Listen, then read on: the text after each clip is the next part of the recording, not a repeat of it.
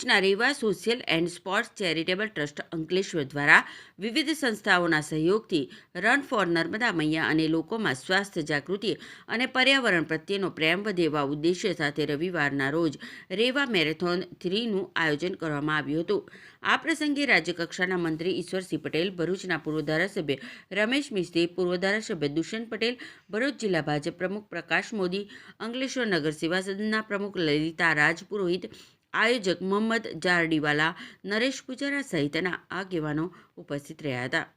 ભરૂચ અંકલેશ્વર વચ્ચે આવેલા અક્ષર આઇકોન ખાતેથી મેરેથોનનો પ્રારંભ કરાવવામાં આવ્યો હતો। 3, 5, 16 અને 21 કિલોમીટરની મેરેથોનનું આયોજન કરવામાં આવ્યું હતું, જેમાં 4000થી વધુ દોડવીરોએ ભાગ લીધો હતો। રેવા મેરેથોન 30 આજે અંકલેશ્વર આરએમપીએસ ખાતે ભરૂચ અંકલેશ્વર માર્ગ ઉપર પ્રારંભ થયો છે।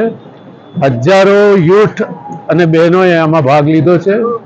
અંકલેશ્વર, ભરૂચ અને સમગ્ર રાજ્યના દોડવીરોએ આ મેરેથોનમાં ભાગ લીધો છે।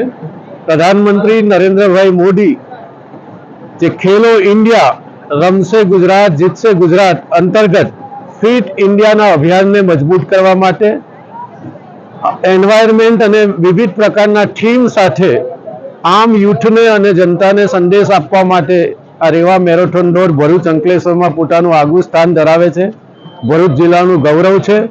આજના આ દોડમાં સૌ યુવાનોએ જે ભાગ લીધો છે એમને અભિનંદન, જે આયોજકો છે એમને હૃદયથી અભિનંદન, જેમને પ્રત્યક્ષ કે પરોક્ષ રીતે સહયોગ આપ્યો છે આ ઇવેન્ટને એમને પણ ખૂબ ખૂબ અભિનંદન। અને આ જ પ્રકારનો સહયોગ એ ભવિષ્યમાં પણ મળી રહેશે અને રેવા મેરેથોન દોડ એ સતત આપણી વચ્ચે જાગૃતિનું કામ કરશે એવી અપેક્ષા સાથે ફરીથી આયોજકોને હૃદયથી અભિનંદન પાઠવું છું। મા રેવા સોશિયલ સ્પોર્ટ્સ દ્વારા છેલ્લા 10 વર્ષથી સાયક્લોથોન અને મેરેથોન આયોજન કરી રહી છે, ત્યારે આજના આ કાર્યક્રમને ઉપસ્થિત મારા વિધાનસભાના સાથી મિત્ર અને ભરૂચના ધારાસભ્ય રમેશભાઈ, પ્રકાશભાઈ મોદી, દુષ્યંતભાઈ, નરેશભાઈ, તમામ આ રેવા સોશિયલ સ્પોર્ટ્સના સૌ મહાનુભાવો આજે અહીંયા અંકલેશ્વર, ભરૂચ અને સમગ્ર રાજ્યમાંથી આ મેરેથોનમાં લગભગ 5000થી પણ વધારે લોકોએ અહીંયા ભાગ લીધો। ત્યારે જે રીતે